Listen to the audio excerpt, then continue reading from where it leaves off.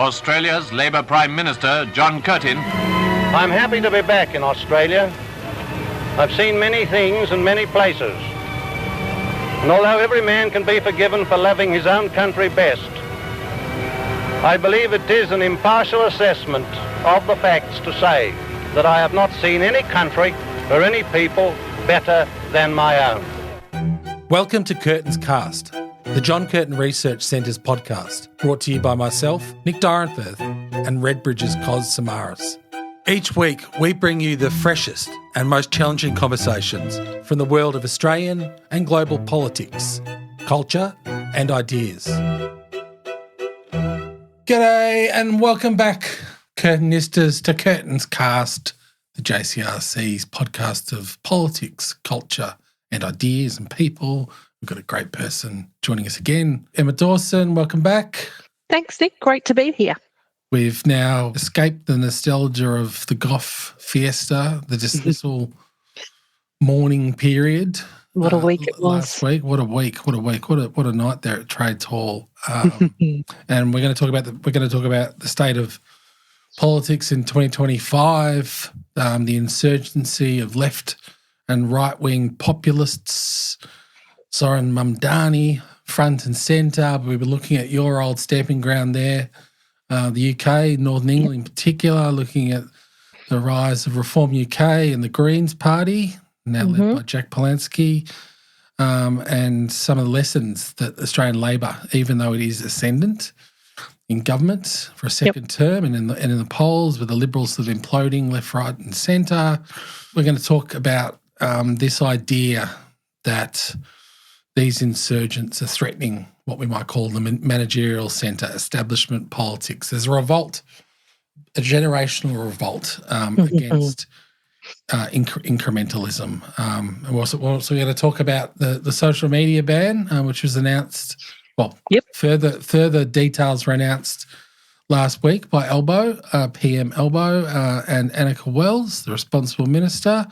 So kicking off, I noticed, the polls haven't been great for the coalition of late, Emma. In fact, recent news polls showed that, in fact, for both major parties, combined primary votes of the major parties is at a historic low, around 60%. That's right. It was a bit of an outlier poll, which I raised my eyebrows. Is a polite way of talking about a poll from Revolt, which appeared in Nine Media last week, which claimed to show that Elbow's approval slipping as cost of living pressures were biting, and in fact the spin was that Liberal infighting had actually had a reverse effect and the coalition was gaining ground. I think we'll take that with a grain of salt. A large pinch of salt, I think. Yes. But there's a broader question of, though, polls come and go, but does competence no longer cut it in a post-pandemic, post-trust electorate, which is being totally transformed? And we're going to talk about Zoran Mamdani in a minute. Post-trust electorate being absolutely transformed by generational tremors, not just in Australia, but in the UK and America and Europe and everywhere. A global phenomenon. Yes. Kos is actually not here again. G'day, Kosy. If you're listening, you better be listening. Kos has talked about, recent polls as a warning of what, quote, hollow majorities. Majorities without momentum, and that's tilting at not just what's happening here in Australia, but we're going to talk about Keir Starmer and the struggles of his British Labor government in a tick. Yeah, look, it's fascinating to me the way that this is playing out around the world. There would seem to be great differences between, obviously, what's happening in America under Trump, what's happening in the UK and Europe, and what's happening here. But there is a common thread underneath all of it. It's portrayed mostly as generational disruption. And I think to a certain extent that's true. But that tends to cover what are the underlying issues here. So to me, it's not, you asked, is it that competence isn't enough anymore. I would say the question is competence towards what end? There is a much renewed push, particularly amongst younger people, to go, what is the purpose of government? And the fact that they're asking that question would indicate that they don't feel an obvious answer, which is to make my life better, to give me opportunity to distribute prosperity. So that the very question about what's government for, they all just seem to be for themselves, and certainly here in Australia, we can be a little bit, I think, blasé about some of those questions because we have a big Labor majority. It's a big majority, but it's a shallow one. It's based on a low primary vote, about 35% at the last election. And, it's not even 10, 15 years ago where that would have been seen as an absolute existential crisis for the Labor Party or for any major party. And I don't think we should be too hubristic or take too much comfort from the fact that the coalition, the Liberals and the Nationals, are doing so much worse. Kos is right about this. This is a significant disruption in the post-World War II order, but it's not unprecedented, right? There's actually, I think, a very strong argument to be made that those years, like the 80 years since World War II, in many ways they were an anomaly in our history. We're returning to a time before that time where politics was much more fractured, where you didn't have a kind of stable two-party system, a stable international rules-based order. And it's that which young people, whether they can put it into words or not, are reacting against. It's the loss of that social contract that was put in place by social democratic governments around the world after World War II that said, hey, you know what, if you work hard, you get a good education, then you'll be able to build a good life off your own efforts. The fact that that opportunity has receded so far means, to me, it's no surprise that we've got to this point. I'm, in a way, a little relieved that it's finally happened because I've been expecting it to happen for 10, 15, 20 years. And I think what we're seeing now is a generation of young middle-class people, and let's be clear about who's voting for Mamdani, and Mamdani himself, right, comes from quite a privileged background in the UK and the USA and Australia as well. On the left, it's quite educated middle-class young people that are turning against the system. On the right, it's older, more disenfranchised, less educated people who are turning against the system. But the thing they have in common is they're saying this system's not delivering for me. It's not delivering on the promise of government. So, it's a fascinating time, but I hope one that will result in the kind of transformation of economy and society that we saw in the late 40s and 50s and again in the 80s. Yes, you're right. You're really onto something there. There's often, in politics, often lags behind what Graham Richardson passed away over the weekend, thoughts with his family and friends. He talked about the mob, and the mob could work out governments and political parties and leaders very quickly.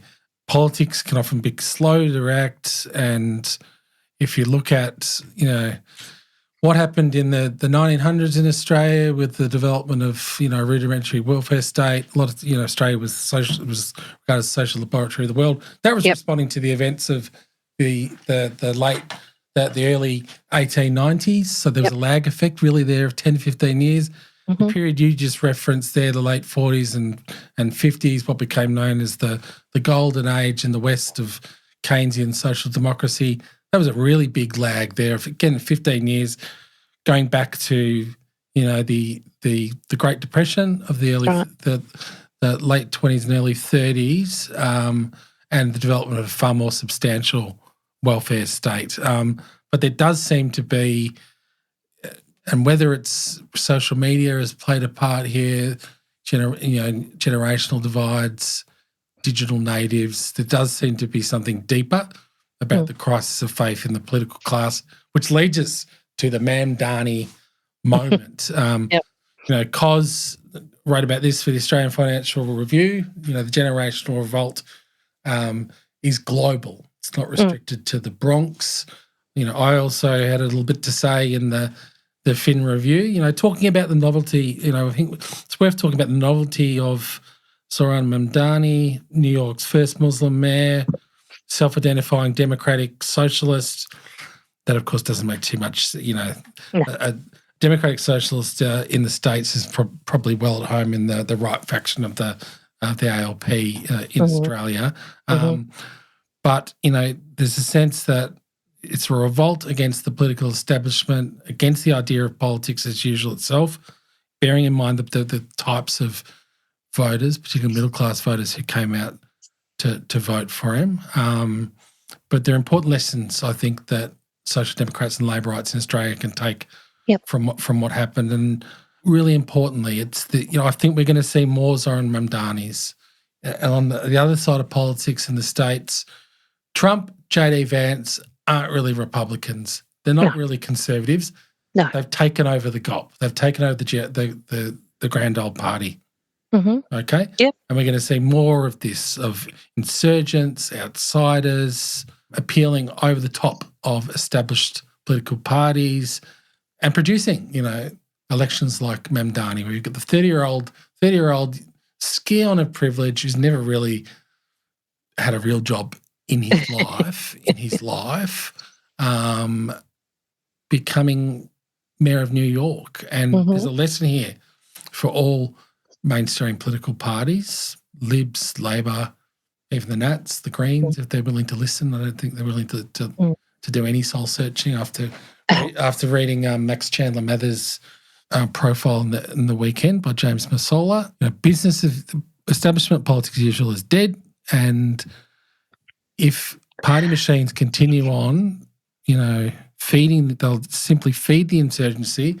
They continue to put up the same kind of candidates, continue to practice the same kind of politics, because the new politics is impatient. It's impatient, it's distrustful, it's anti-establishment, and it will simply devour those who mistake institutional memory for public legitimacy or think that political parties have a God-given right to exist. And what you're describing there, right, are the basic hallmarks of any revolution. Right? Any political revolution is against the status quo, against an elite that has captured the machinery of government by a people that feel it's no longer serving them. But if you look at political revolutions throughout history, they're not driven by the working class. They're driven by a disaffected, educated middle class who feel they've done everything right and they can no longer access the corridors of power or the jobs that provide genuinely high levels of income, influence and power that their predecessors did. And that's the point we've got to now. Really, our economic system, the neoliberal order, if that's what you want to call it, but the shift towards a much more deregulated, globalised, financialised world in which freedom of capital is given precedence over the security of people, in which workers are seen as an input to the means of production rather than the purpose of a good economy. When that starts to happen, and middle-class people feel, hey, I'm no longer getting ahead, that's when you hit these big ruptures throughout history, whether it was, the early 20th century, going back to the French Revolution, the Russian Revolution. These were all led by educated middle-class people. The commonality here is it's not incrementalism as such. I mean, you and I would describe ourselves as social democrats, and the major difference there being that, we want to see a world that has some socialist principles and policies in place, but to achieve that through democratic means rather than through armed resistance and bloody revolution. But really what we're talking about is people are fed up with a politics that doesn't seem to have values, that doesn't seem to rest on arguments and ideas about what makes a better world. This kind of very technocratic management of the economy, that both the right and left are saying, this doesn't work for us, and no one asked us if we wanted so-called experts to manage the economy in the interests of global capital rather than the interest of my local community. So it's very much, I think, it's not necessarily that people want radically different policies or radically different. Well, it is that they want radically different policies. They don't necessarily want to embrace a radical politics. They want a politics that works, and they're not seeing it working for far too many people. And I think there's a lot of truth to that. Yeah, I mean, and the lesson from Mamdani is, they just wanted anything other than what would Andrew Cuomo. Andrew Cuomo. They did, but I think also it's really important to stress. According to the polling of Mamdani, fiercely anti-Israel. It's been part of his sort of political persona from day one. But a third of New York's Jews voted for him. That's right. Historically, have been very strong supporters of Democrats. Now, normally they'd come out in stronger numbers, but largely young middle class New York Jews. That's right. In the biggest Jewish city outside Israel, right? And let's remember, this is New York we're talking about. So it's the largest municipal economy in the United States. It's the centre of world finance. It has the largest Jewish population of any city outside Israel. It has amongst the most highly educated populace of any metropolitan area in the world. But it's also the most expensive city to try to live in. And it's got to the point where the key workers, not just the hospitality workers, and New York relies a lot on hospitality and tourism, right? But garbage collectors, police, teachers, paramedics, they cannot afford to live in the city that they are so essential to maintaining. I think we can look at the culture war stuff. We can look at the very difficult questions around the Middle East and Israel, and how that's been, how Israel's been attacked by Mamdani and some of his supporters. And I'm no fan of that. But what it comes down to is that people are saying this economic system that you're all upholding is not delivering for me anymore. And so the pushback against Cuomo, if Cuomo had been a fantastic governor who had delivered for the people of New York, they probably would have forgiven him the odd infidelity or, dodgy bit of behaviour. Men don't tend to get away with that today as they did back in the Clinton years, and that's a good thing. But really what we're seeing internationally is the fact that people with not just a finished high school, but a degree, a postgraduate degree, they can't get a secure job. If they do get a secure job, they can't even afford a decent rental, let alone to save up for their own home. The social contract that was put in place after the Second World War has been stripped away quite deliberately by a lot of the people that are currently around Trump and JD Vance. A lot of those, what Yanis Varoufakis calls techno-feudalists, but I would argue that there is a feudalistic approach by people like Peter Thiel to say, look, democracy hasn't worked. Certain people just need to expect less. Let us run the world, and some of you will just have to go back to accepting whatever crumbs we give you from our table. And on the left, the answer is democracy hasn't worked, but let's fix democracy by electing people that are going to shake it up. And I know which side I'd rather be on. Yes, you just mentioned one of the key elements of Mamdani's campaign. I think just people have obsessed about his views on Israel, etc. Yeah, it wasn't, and it did animate certain parts of the electorate, but he ran on a cost of living agenda, promising to freeze rents. Whether he can do that, in the real world, but that's a good thing. I don't think. Well, New York already has rent controls, right? So it's not as outlandish there as it would be here. Yeah, but free public transport. It was a materialist cost of living campaign. Yep. It wasn't about the Middle East. And we're seeing that kind of that populist anti-establishment echo throughout the West. We're seeing it, I've spoken about the sort of MAGA takeover of Republicans, but we're also seeing this in your birthplace, UK. We're seeing Zach Polanski, I can call him Jack before. Zach.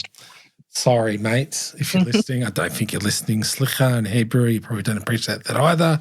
We're seeing the surge of the Greens, which has been predicted for a long time, but we didn't actually see it transpire at the last UK general election. Reform UK is surging. What's going on, Emma? I read a provocative piece in the New Statesman, Scarlett Maguire, talking about the Green surge, the potential to upend, replace the UK Labor. I think a bit bold in its prognostication. And my old friend Maurice Glesman, who is seeing a lot of these trends on the left and the right, the threat from the Greens and Farage, and is trying to sort of radically rethink the centre. And Morris, being the shy and retiring type, was on the Telegraph podcast this week, and he described being progressive as being a disease. Putting aside the colourful language of Lord Glusman there, we are seeing two faces of the same revolt against elite mainstream establishment politics, aren't we? Why don't you tell us what the hell is going on in the UK, Emma? So let's unpack the word populism. You've just gone back. I have, I go back regularly because I have family still, lot of family in the north of England, but I also combined it with a work trip this time and went to the UK Labour Party conference in Liverpool and the Global Progress Action Network conference in London. And that involved progressive or centre-left parties from around the world, so the Democrats, UK Labour, ourselves, Canada, Germany, lots of European countries as well, New Zealand. So I think we need to start by unpacking the term populism. We're saying, populist left and right are revolting against establishment politics. What does populism mean? Well, the clue's in the word. It means what's popular. Yeah. And it's dismissed often by political professionals, and I don't just mean MPs. By that I mean the people that are in the profession of advising politicians, economists, sociologists, demographers, political consultants and so on, that tend to dismiss it as, well, they don't know what they're talking about. And I think that is incredibly dangerous, and the fact that people continue to push that line. I see, for example, Richard Holden in the AFR all the time pushing for a much more economically rationalist approach by this government. And I think it fails to understand that politics is the art of responding to people's concerns. Now, there is the Burkean conservative ideal that the elected representative shouldn't sacrifice his judgment to your opinion and should guide his electors to where they should want to go rather than just to their raw so-called uninformed opinion. I would argue we've gone far too far down that track. And what we have now is a kind of politics in which very educated, well-connected people who all know each other and come from very similar backgrounds are endlessly engaged in the task of tweaking systems to deliver slightly different outcomes without ever saying, this is what we believe in, and we're asking you to give us your trust to deliver what you've decided you want in the world. So that's not a very eloquent way of explaining that what I think is happening is the economy for far too long has not been delivering people the kind of opportunity that they deserve and that they need, and particularly for the left side of politics that we have always promised to bring. So if you look at what was put in place after the Second World War around the developed world, a lot of investment in new industries, in creating good, secure middle-class career paths, opening up university and technical education, creating that welfare state so that there was a safety net for people they could afford. They weren't just at the mercy of their employer all the time. They could afford to change jobs. They could educate themselves and move into different career paths. Housing was plentiful and abundant and was subsidised by the state. Many people were able, therefore, to lift themselves out of real poverty before the Second World War. Unemployment in Australia hit 20%. Very few working people had secure rentals, let alone could hope to own their own home. That has been quite deliberately undermined and stripped away. And at first it was done so in the sort of 80s and 90s, and we obviously did a much better job here of not leaving entire communities behind, but it was done so in the pursuit of some fairly good rewards, much cheaper consumer goods, globalised trade that provided us with higher standards of living.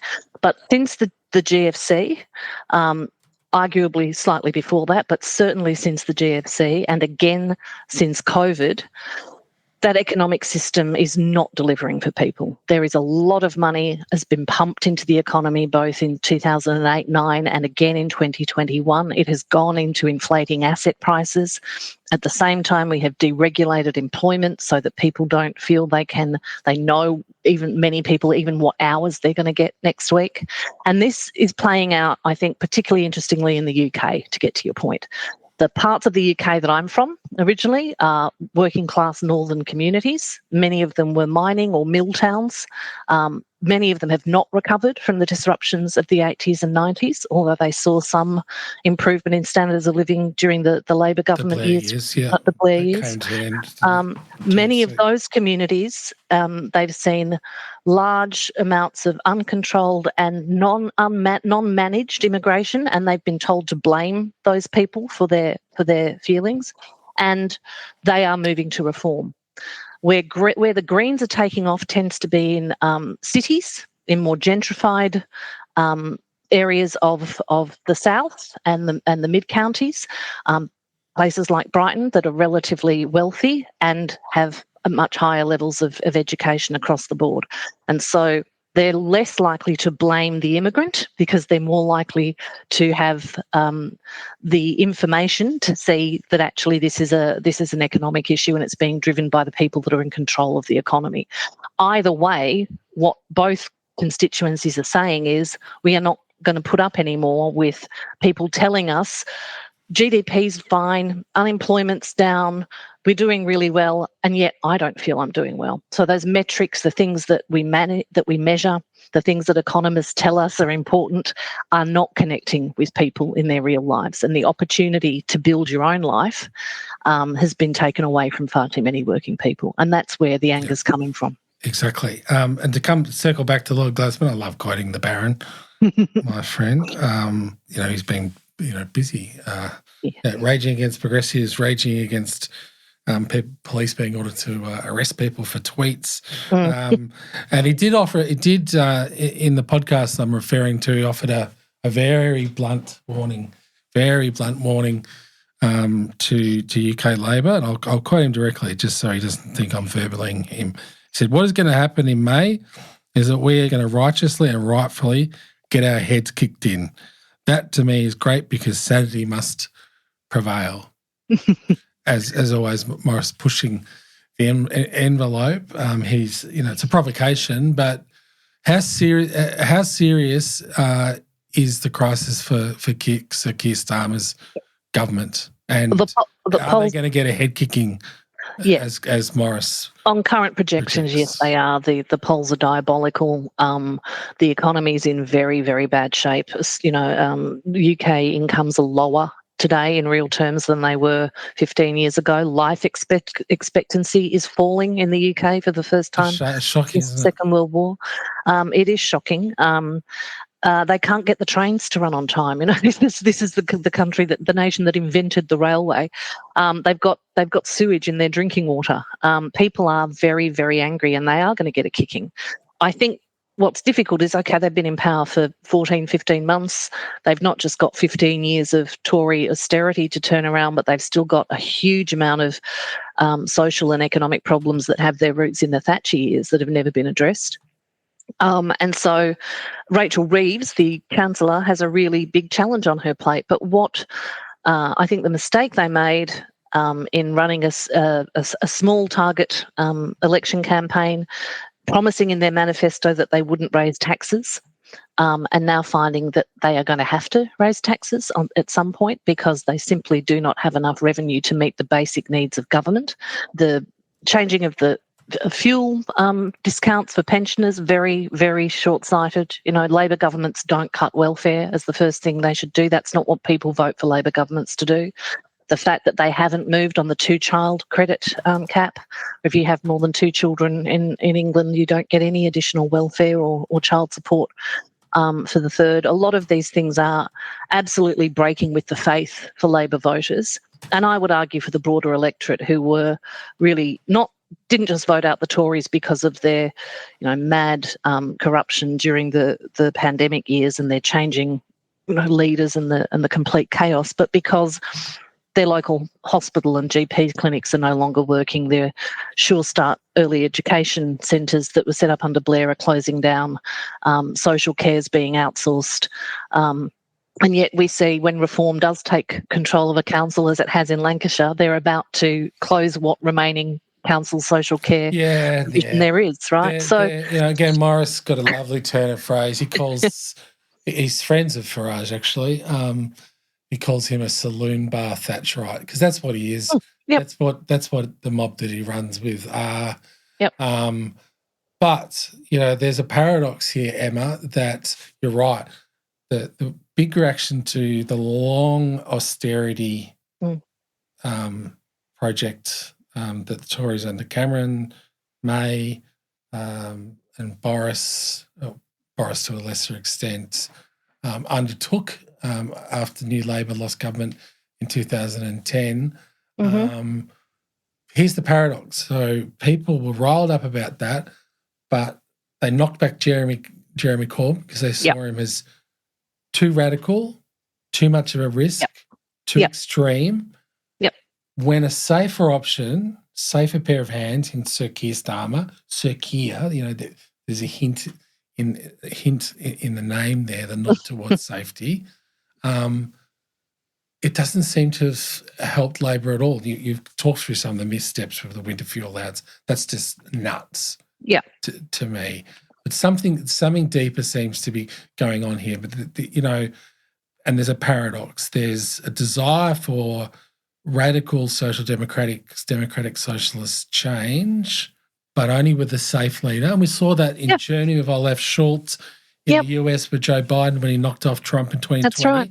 That's right. But then an impatience with those kind of more cautious, incremental leaders. Albo's been able to walk the tightrope better. I think there's actually a lot that UK Labor could learn from our experience. One, I hope you and others on the delegation were telling them is don't panic. Don't panic. You've still got... that's the thing. They've got 4 years. They've got another 4 years. Yeah, they get 5-year electoral terms over there, so they don't need to panic now, and they do have time to turn that ship around. Look, the point you make is really important, right? Corbyn was very popular amongst the same people that are now voting for Zach Polansky, and I think that's where we need to be aware. A lot of the votes going to the Greens are disaffected Corbynistas, but he was not trusted, and I would argue not trustworthy. And interestingly, comes from a very privileged background, whereas Sir Keir grew up in a working class family with a Boilermaker father. But it is the policies, stupid. It is the economy, stupid. They want a good salesman. They want somebody that's sober and intelligent and grown up in charge. They don't want somebody that tilts at windmills and rails at the world. They want someone that sounds like a statesman and knows how to manage the economy. But they want their values reflected in government. And I think on the left, what we're seeing is a real frustration, particularly amongst younger, more educated people, that there is an unwillingness to confront some of the shibboleths of economic neoliberalism, not liberalism, not even conservatism, but that extreme extractive market capitalism that's emerged, particularly in the last 15 to 20 years. The left-wing and centre-left people want to vote for someone that's sensible, that's not radical, that's not talking about culture war issues all the time. They probably share Morris's view that people shouldn't be arrested at their front door for having tweeted something that, a minority of people disagree with on trans rights or Israel or whatever else. I kind of retired from ex-Twitter generally, but I reckon I'd be serving multiple life sentences if the police were ordered to investigate my tweets. I have no doubt you would, Nick, and I'd probably be in the cell next to you if it was a mixed-sex prison. What then in the UK? And I think again Australia's done pretty well, although it's coming for us though, right? We'll constantly warn against complacency. It's coming. The insurgency is coming for us. Yeah. Shallow vote the last election. Yeah. Use the term sensible. I prefer the phrase credible radicalism, because that's what people want. They want credibility. That's right.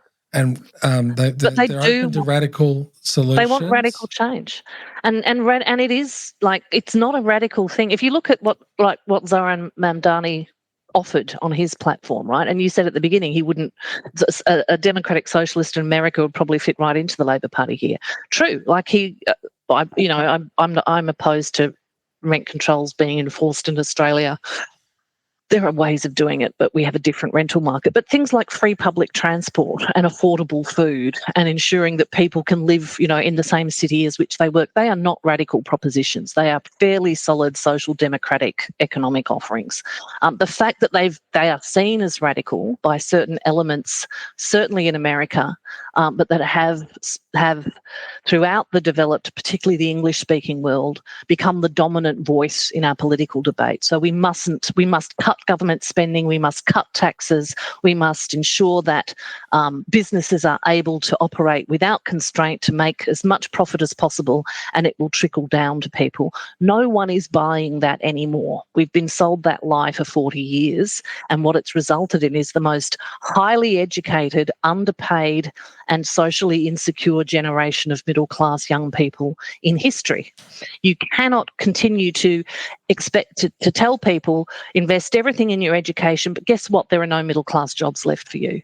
And those that there are, the entry to them, we're going to automate those out of existence, and all of the money is going up and to increasingly fewer and fewer people.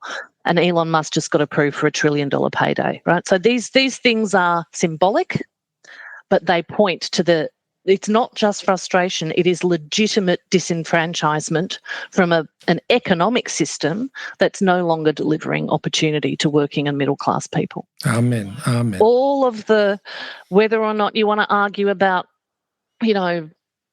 culture wars on campus in America, or trans rights, or, what is a woman, all of those things, people generally don't vote on that stuff. And last time I was with you, I got in all sorts of trouble for saying nobody cared about the referendum. Of course people cared about the referendum. I cared passionately. But when they went into the booth to vote, they didn't think, well, I can't vote for this lot because they failed the referendum. They're voting on who's making a difference to my life and who do I trust to give me that chance. And that's what we're seeing on right and left. And it's, I would argue, absolutely the responsibility of the centre left to do what we did last time we had this kind of divide, where we had on the one side people embracing fascism and on the other side people embracing communism, which was to come through the centre with a good, solid social democratic program of economic reconstruction and reform. Yes. Now, you mentioned Elon Musk just before. You also mentioned what I thought was very unfair verballing of your take on The Voice, which you've just been able to elaborate what you actually said, that I should have been bloody obvious. So you've helped me seg very neatly into final point of discussion, which is the Albanese Labor government's social media ban. I actually don't like I wish we'd get away from the language of ban. It's not a ban, it's a delay. It's a delay. But we're referencing... It's an age restriction. So, the Social Media Minimum Age Act 2024 becomes law on the 10th of December for 2025, delaying social media account access for under 16s. That includes our children, Emma, although it might be too, certainly probably, I wonder what, we have kids, they're all under 16 and it's actually it's a matter of getting them off. There's a great meme, which I've seen on social media saying that the only people that a social media ban or delay applies to are those under 16, and the only people who think it can work are aged over 40, which I think is a nice way of putting it. The visuals does a much more better job than I have done. But all right, we won't talk about the sort of meat and potatoes. Social media platforms have been defined. We've got a regulatory timeline. We've got consequences for non-compliance. We know why the government's doing it, out of concerns around mental health, use of screen time, algorithmic harms, but it also raises, coming back to that insurgency, the generational insurgency we've been talking about, does raise questions about access, equity, agency for young people. Will it work, Emma? And what are some of the risks and contradictions at play here? So I am a big fan of the social media ban, and I've had arguments with many people on the left that aren't fans of it. Will it work? It's already working.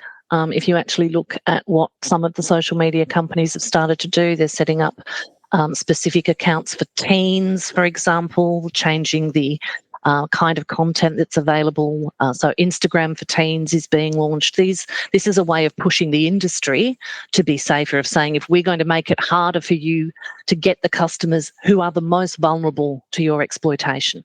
So in that way, it's already working. Will it see every single young Australian under the age of 16 off social media? Absolutely not. Is every single Australian under the age of 18 yet to have a drink of alcohol? I highly doubt it. The point is we're setting a cultural norm, and we're saying there are certain products that are harmful to consume until you have the capacity to manage them. And social media is absolutely one of them. There is a lot of harmful content on social media, but more than that, it's a place in which people can be really badly bullied, mobbed, ganged up. Yes. It's happened to me and was very damaging to my mental health, and I was a woman in my 40s at the time and early 50s. It's also the fact that young people have not yet developed the critical thinking skills to be able to look and judge what's true, what's not true, what's likely to be true. It's the same reason we have age ratings on movies and television, that certain films require parental guidance, for example, and certain content is not able to be legally accessed until you're 15 or 18 years old. So whether or not people choose to get around it is not the argument to me. It's about saying this is a social standard that we expect. It's a norm. It allows parents to say, I'm sorry, but that's the law. And so many parents are very grateful for that assistance. But it's also changing the behaviour of the platforms. That's who it's targeted at. It's certainly going to be a vote winner amongst parents of our vintage, absolutely, so to speak, stretching across Gen X to millennials. I do wonder, how will Gen Z, is it Gen Alpha after Gen Z? It is Gen Alpha after Gen Z. How will they, these people are going to start voting in elections. They are voting, Gen Z. Mm-hmm. How will they receive this? Will it feed that anti-establishment insurgent?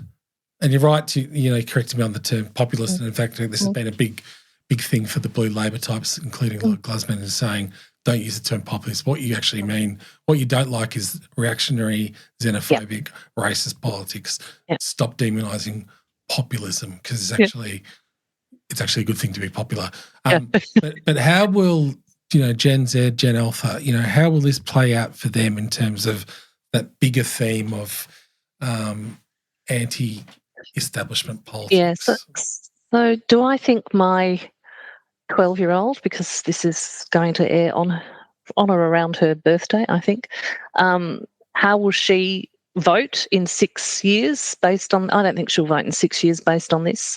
I don't think most young people are going to say, well, I'm never voting Labor again in my life because they cut me off TikTok when I was 13.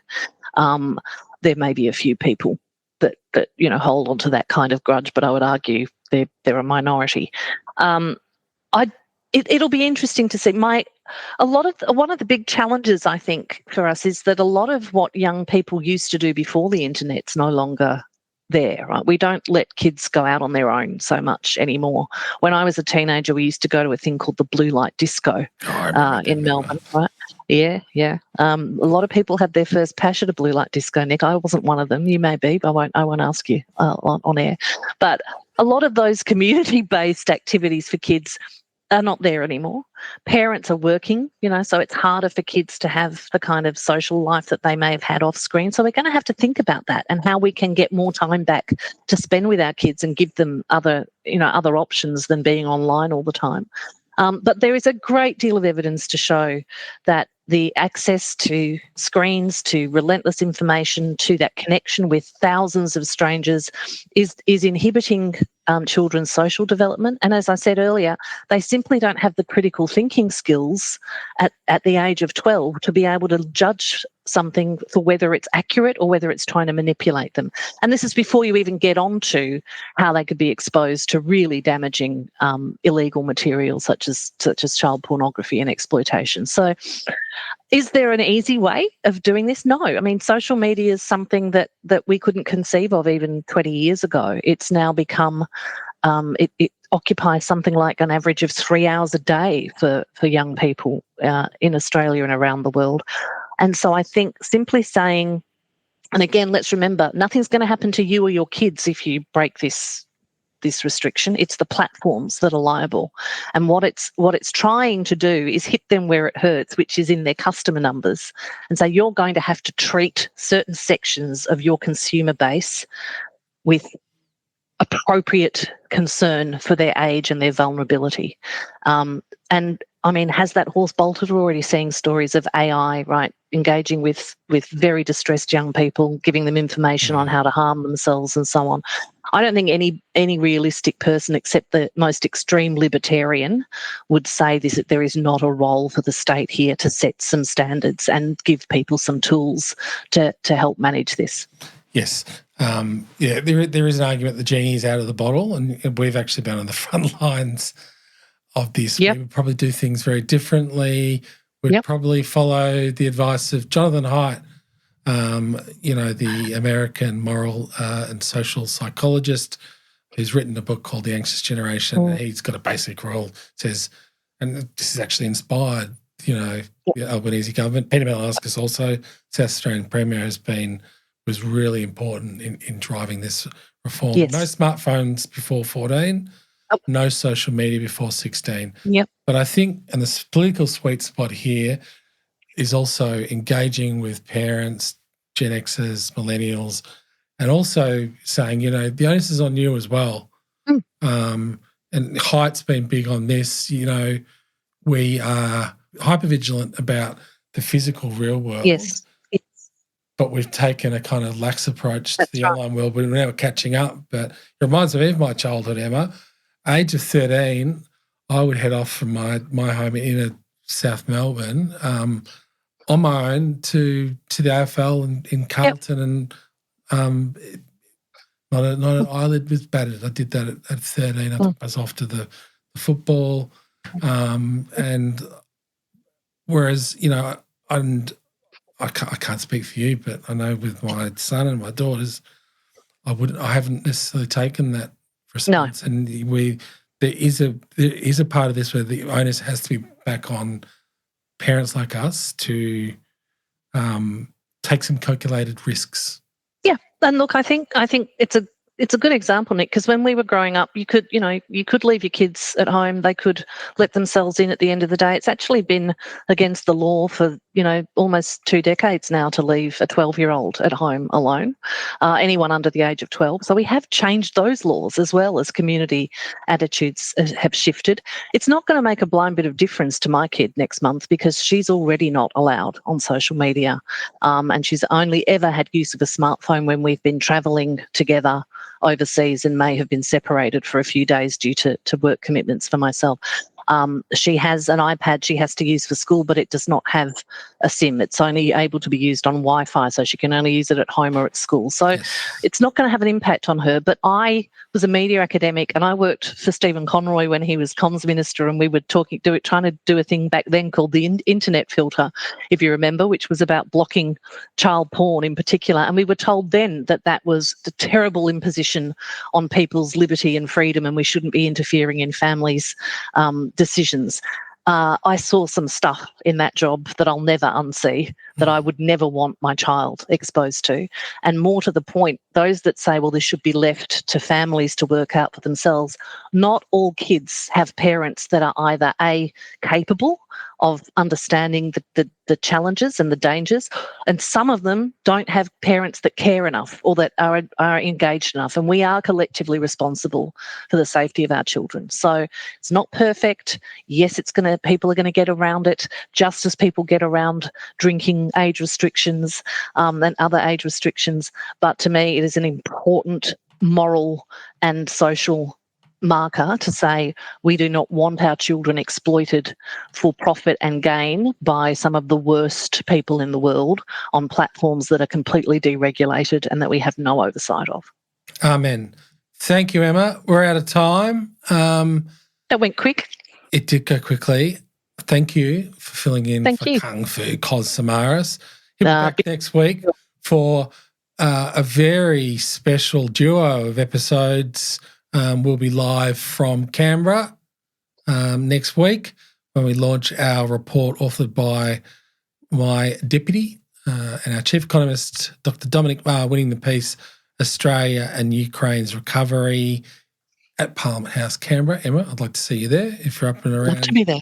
Canberra. We're going to be talking to lots of fascinating people, including Dom, including Alex Finneker, who's a Ukrainian Jewish migrant who has made a name for himself in Australia, just fighting the good fight on behalf of Ukraine. We're really looking forward to that. Looking forward to seeing you there, Emma, and all of our friends of the JCRC. But for now, Curtinistas, that's it. Don't forget to refer a mate or a comrade on Spotify, YouTube, and Apple. But for now, it's ciao and arrivederci.